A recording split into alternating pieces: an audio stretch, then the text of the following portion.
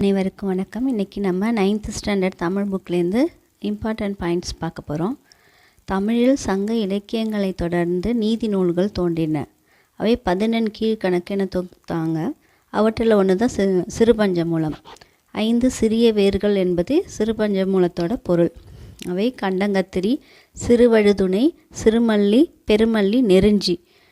இவ்வேர்களால் ஆன மருந்து உடலின் நோயை போக்குது. அதுபோல சிறுபஞ்சமூல பாடல்களில் உள்ள 5 கருத்துக்கள் மக்களின் அறியாமையை போக்கி நல்வழிப்படுத்துவதாய் அமைந்துள்ளன. இப்பாடல்கள் நன்மை தருவன, தீமை தருவன, நகைப்புக்கு உரியன என்னும் வகையில் வாழ்வியல் உண்மைகளை எடுத்து காட்டுகின்றன.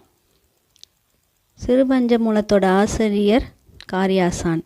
மதுரை தமிழாசிரியர் மாக்காயனாரின் மாணக்கார். காரி என்பது இயற்பெயர். ஆசான் என்பது தொழிலின் அடிப்படையில் அமைந்த பெயர். மாக்காரி ஆசான் என்று பாயிர செய்யுள் இவரை சிறப்பிக்கிறது. அடுத்தது பார்த்தோன்னா, சாதனைக்கு வயது தடை இல்லை அப்படின்ட்டு. 10 வயதுக்குள்ளேயே சொற்பொழிவு நிகழ்த்தவும் பாடவும் ஆற்றல் பெற்றவர் வள்ளலார். 11வது வயதிலேயே அரசவையில் கவிதை எழுதி பாரதி என்னும் பட்டம் பெற்றவர் பாரதியார். 15வது வயதிலேயே பிரெஞ்சு இலக்கிய கழகத்துக்கு தமது கவிதைகளை எழுதி அனுப்பியவர் விக்டர் ஹியூகோ.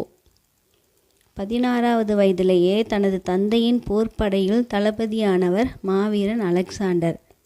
17வது வயதிலேயே பைசா நகர சாய்ந்த கோபுரத்தின் விளக்கு ஊசலாடுவது குறித்து ஆராய்ந்தவர் அறிவியலாளர் கலீலியோ. அடுத்தது பார்த்தோன்னா, 20ஆம் நூற்றாண்டில் தோன்றிய தனித்தமிழ் பெருங்காப்பியம்தான் ராவண காவியம். இந்த நூல் தமிழக காண்டம், இலங்கை காண்டம், விந்த காண்டம், பழிப்புரி காண்டம், போர்க்காண்டம் என 5 காண்டங்களையும் 3100 பாடல்களையும் கொண்டது. இந்நூல் புலவர் குழந்தை அவர்களால் இயற்றப்பட்டது. தந்தை பெரியாரின் வேண்டுகோளுக்கு இணங்க 25 நாட்களில் இவர் திருக்குறளுக்கு உரை எழுதியுள்ளார். புலவர் குழந்தை இவர் யாப்பதிகாரம், தொடையதிகாரம் உள்ளிட்ட 30க்கும் மேற்பட்ட இலக்கண இலக்கிய நூல்களை எழுதியுள்ளார் புலவர் குழந்தை. இராமாயணத்தில் எதிர்நிலை மாந்தராக படைக்கப்பட்ட ராவணனை முதன்மை நாயகனாக கொண்டு இயற்றப்பட்டது ராவண காவியம். நன்றி.